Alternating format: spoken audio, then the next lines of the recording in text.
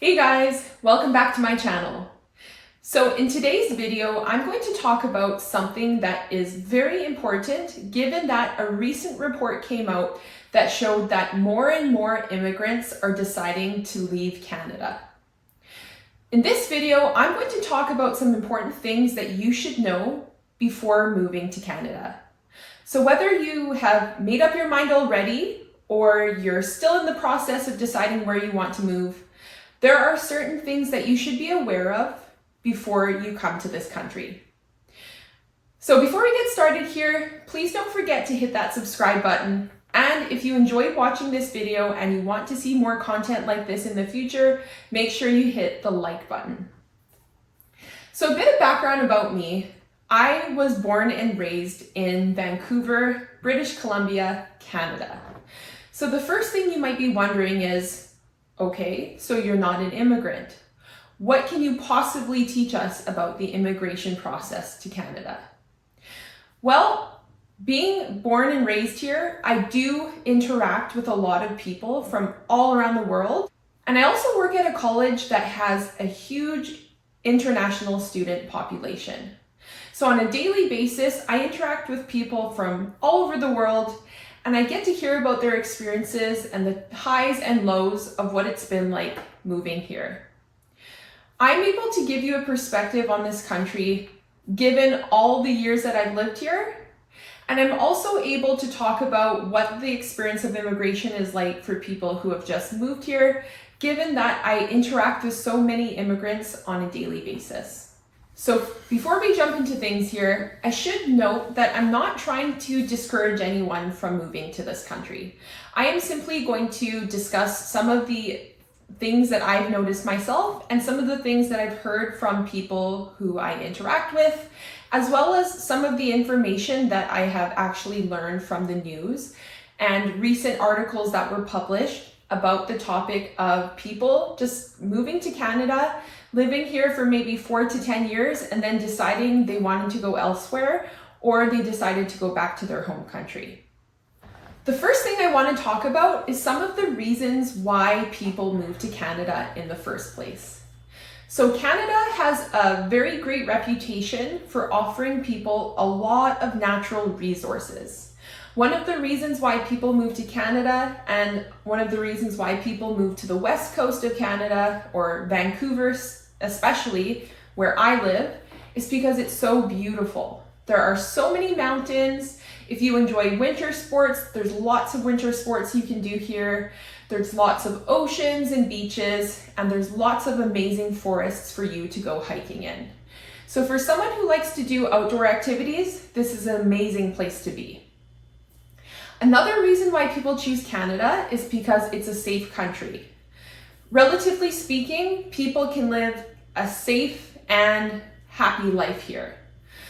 There's also medical resources and free healthcare that allows people to get medical help without paying out of pocket like they would do in the States. Now, apparently the quality in life in Canada is ranked very high. According to an article that I found online, Canada is ranked as the second best country in the world for quality of life. Now, in terms of education, there are a lot of good schools here. So children can go to public schools and then that's paid for. And in terms of post-secondary, a lot of international students can get a good education in Canada, although of course they do pay higher fees than domestic students. But a lot of international students come to Canada every single year and they get a good education and they're satisfied with the education they receive. Now, in terms of stereotypes, when some people think of Canada, they think of really, really cold weather, really long winters, people living in igloos and constantly wearing winter jackets. But the truth is, the climate in Canada is very variable and it's very different depending on which province you live in. So I am in British Columbia, and in general, BC has mild weather. Our winters are not very severe and they don't last very long, but we do get a lot of rain. So one thing you must be aware of if you decide to move to Vancouver is you're going to need an umbrella and you're going to need rain boots because there's going to be a lot of rain. There's actually too much rain if you ask me. It's kind of depressing sometimes, and we often have overcast and kind of gloomy weather for most of the time. So a lot of people like myself, we make sure to get outside every day in the spring and summer and really enjoy the outdoors while we can. Now, if you decide to move to an eastern province, so if you move to, let's say, Ontario or Quebec, you should expect more extreme weather, so really hot summers and really cold winters. Very, very cold. So another great thing about Canada, but I should mention here that I'm speaking from my Vancouver perspective, is that it is a very multicultural place.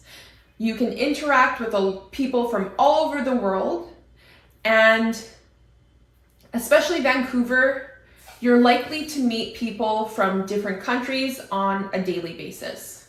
There are parts of the Lower Mainland that have larger populations from certain countries. For example, in the city of Surrey, you'll find a very large Indian population. In Richmond, you'll find a very large Chinese population. In places like West Vancouver, you'll find a large Persian population. And there's lots of other communities and other groups. So I don't want to give too much of a generalization, but I want you to know that it is very, very normal to meet people from all over the world in Vancouver. So overall, Canada sounds like an amazing place to move to. On paper, it offers all of these amazing benefits. And if you're from a country that has political strife or is suffering from financial disaster or other sorts of situations, Canada might seem like a safe haven to move to. However, there are several challenges that people find out about only after they move to Canada. One of the greatest challenges is the high cost of living. So in general, living in Canada can be quite expensive. So again, I'm going to talk from my Vancouver perspective. Renting a one-bedroom apartment can cost about $1,700 to $2,400 in a big city like Vancouver or Toronto. However, in smaller cities, obviously the cost will be less. And one of the ways that people deal with the high cost of housing in Vancouver is to either live with roommates, or if you are an international student, you can live with a homestay family or a host family. So I work in post-secondary education, and I interact with a lot of international students on a daily basis. One thing I hear from them all the time is just how hard it is to find housing. Housing in Vancouver especially is very competitive, and if you are a student and you're by yourself, it can be very challenging to secure an apartment. Unfortunately, there are people that only rent out to certain demographics. It could be based on your nationality, but it also could be based on your age and your status, if you're a student or you're not a student. Unfortunately, some students do face discrimination based on these factors, so it can be very difficult to find housing. However, schools do tend to provide support in helping students find housing, and you can live with roommates. So that's what a lot of international students do. And an added benefit of that is that if you are isolated or you're feeling homesick, having roommates can really help with that.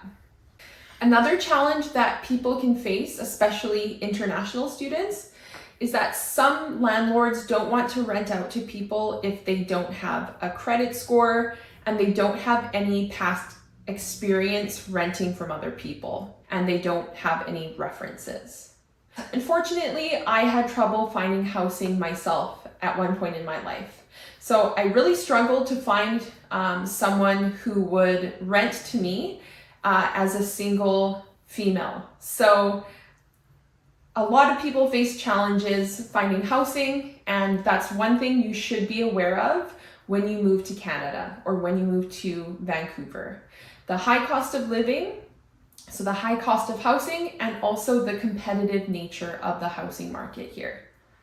Another thing you should be aware of when you move to Canada is the high cost of groceries. So I actually published a short video on the topic of how much food I could buy for $100 or about 6 hours of minimum wage in British Columbia.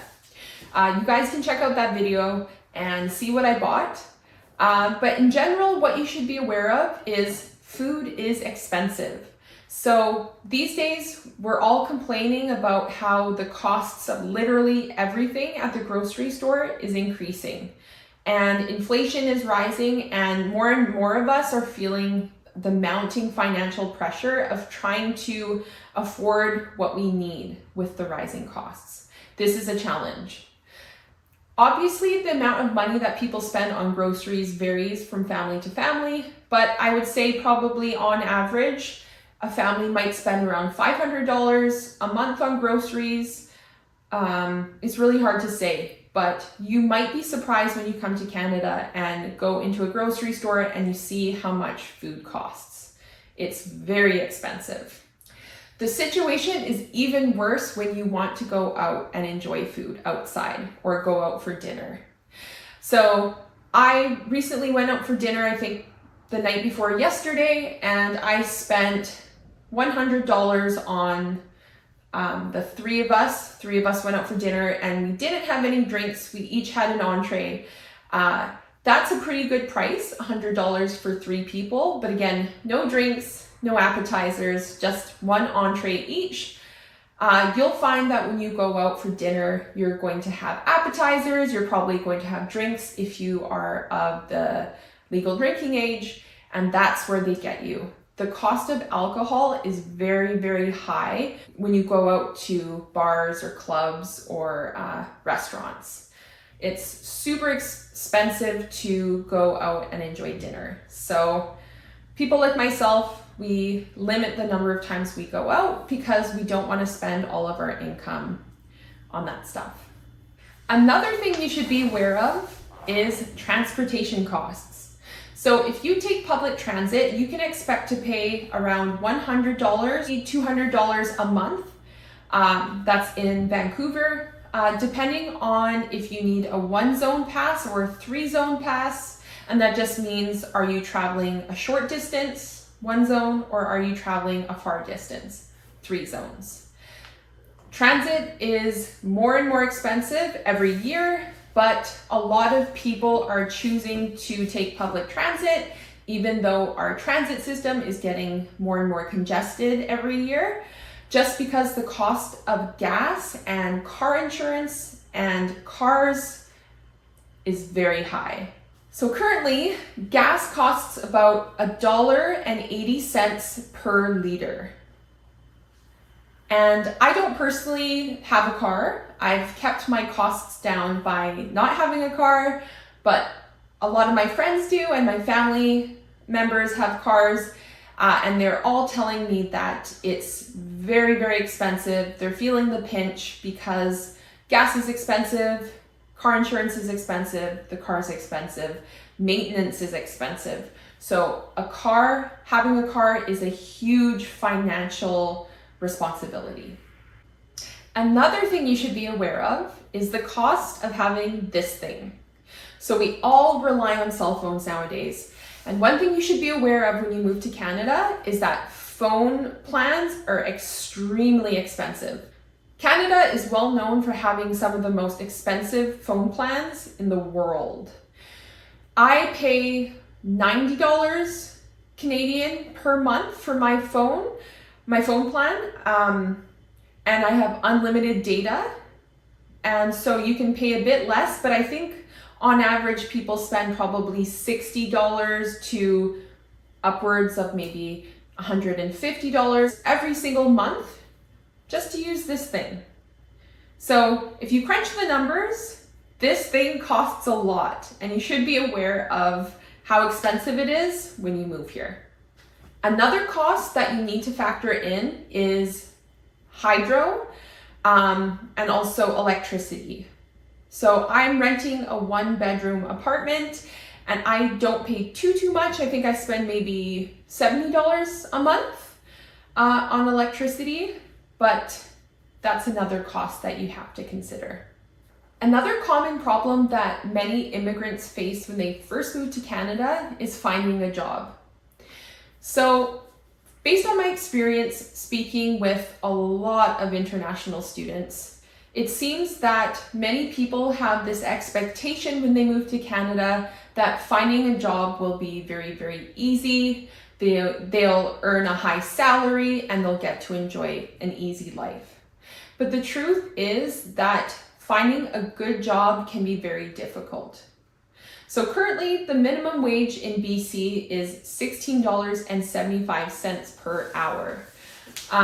When you first move to Canada, and especially if you are an international student, you're probably going to get a job in the food industry or the customer service industry. A lot of students tend to work at fast food restaurants, so McDonald's, A&W, Tim Hortons, or they tend to get jobs in warehouses. A lot of them work for Amazon, or they work maybe riskier jobs that have higher wages, such as security positions. If it's any consolation, it's also hard for people who were born here and people who grew up here to find a good position as well. However, immigrants do face the specific challenge of not having their credentials recognized in Canada. Apparently, some things will be changing in the future, and maybe people's foreign credentials will be recognized more. But a lot of people do have to go through retraining, and they have to go back to school once they come to Canada. People who want to work here need to have work experience, and they need to have English language skills. So if your English isn't very good, you will find it challenging to find a good position. But I should also note that it's quite surprising to some people when they realize that when they move to Vancouver, there are a lot of people who don't speak a lot of English here. And it is possible to move here and to stay connected to your community only and not speak English and get by. However, if you do want to get a better job and you are interested in assimilation and becoming a part of the rest of the population, learning English and becoming a good English speaker is very important to a lot of people. So what can you expect in terms of a salary? The average salary for a newcomer to Canada is probably about $2,500 to $3,000 per month, obviously depending on a variety of factors such as the job and which part of Canada you live in. So I'm speaking very generally here, of course. You should be aware that a lot of money is going to be deducted and it's going to be taken as taxes. The amount of tax that is taken varies depending on how much you make, but you can expect to have about 20 to 30% of your income deducted. So from $2,500 to $3,000, you can expect about $500 to $900 taken away in taxes. So let's talk about language. Canada has two official languages, English and French. If you're not proficient in either of those languages, you can face a number of challenges in finding a job, being able to communicate with people, and being able to understand documents, such as legal documents. Now, to overcome this hurdle, learning the language is extremely important, and you need to do it on a regular basis. So my channel personally can help you to further develop your English skills. I have a whole library of videos that you guys can watch, and you can learn not only about English pronunciation, English grammar, you can expand your vocabulary. You can also learn about Canadian culture or North American culture in general. I'm going to put a few pictures here to some videos that you guys should check out. And I'm also going to put the links to the videos in the description. If you are interested in learning more about Canadian culture or more about North American political culture, make sure you check out these videos. So that's it, you guys. I hope you found this information useful. If you enjoyed watching this video, please don't forget to hit the like button. And if you haven't done so already, please don't forget to subscribe to my channel. I publish a new video every single week, so make sure you turn on notifications so you can hear about the next video. Thank you so much for watching. I'll see you guys next time.